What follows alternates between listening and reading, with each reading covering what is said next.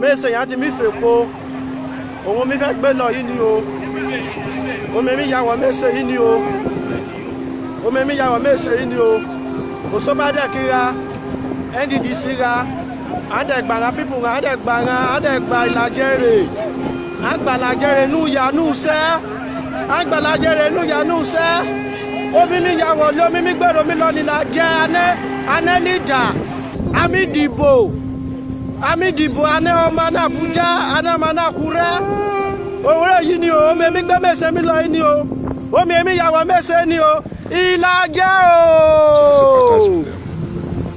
Drinking water. Drinking water, people are drinking. Hey, man, how only the Ilaje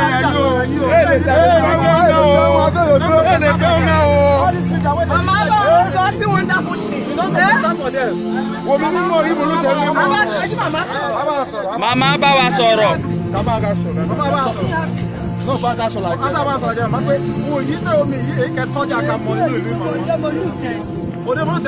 See, now what I be this? I'm saddened.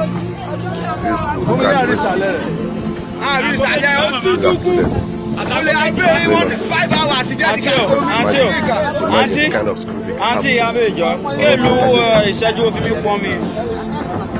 Àti kíni? Yeah, right away. This is Ugo community. Otiri. This is the town where they call Oduigo. Yeah, the opposite side of the town. This is the type of constructed comprehensive health center by one of the so-called commissioners from NDDC who happens to be from this town. And we are now moving in. We were told there is a building here who happens to be a proposed hospital. It is a comprehensive hospital, but we just want to get there to see if actually it is functioning or not functioning. Top. So by now, this is what we are looking at. We are looking at the building, though the building is massive. But the building is giant.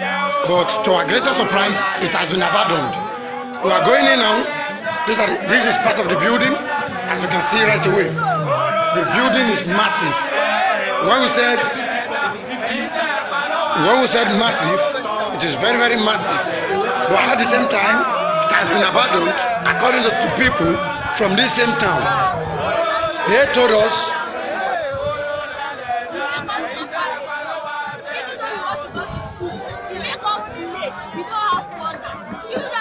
now, there are many people that want to fetch water here. We are many, we always queue one by one. Fetch one small pocket, another person will fetch, another person will come. So we are many. So it makes us late. We need help from the government so that they can help us and bring a good water for us to drink. A drinkable water, we need it. White water. As you can see this water now, we always drink this water.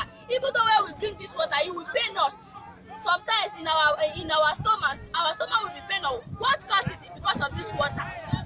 If you use all of now to drink this water, you see how many dirty things inside this water. So we need help from the government so that they can help us to bring us a drinkable water.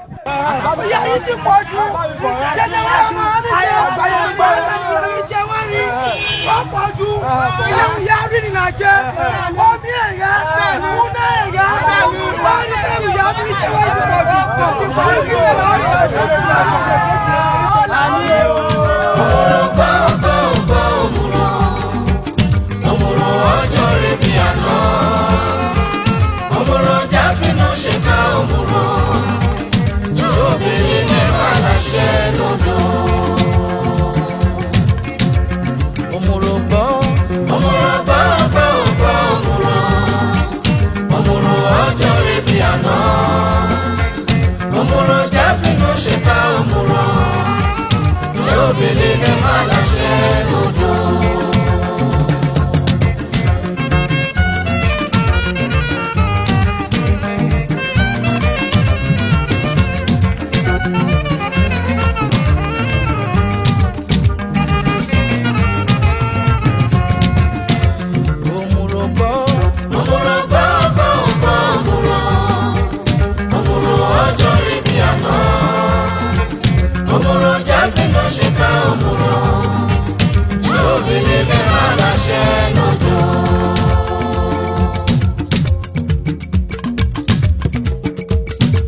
Àgbàlajẹ mọ́mọ́ bínú bà mí.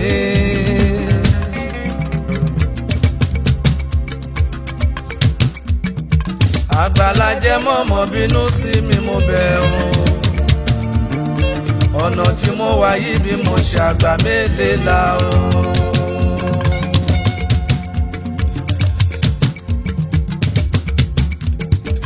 Àgbàlajẹ ọmọjà mi bẹ̀rẹ̀ àdédé. They near the real Numanai community, but their life they never ever been like Àgbàlajẹ màmá bínú síra mọ́. until the evil day. Gbogbo yẹrí pàtó jà fìrẹ̀lẹ̀ bára lò.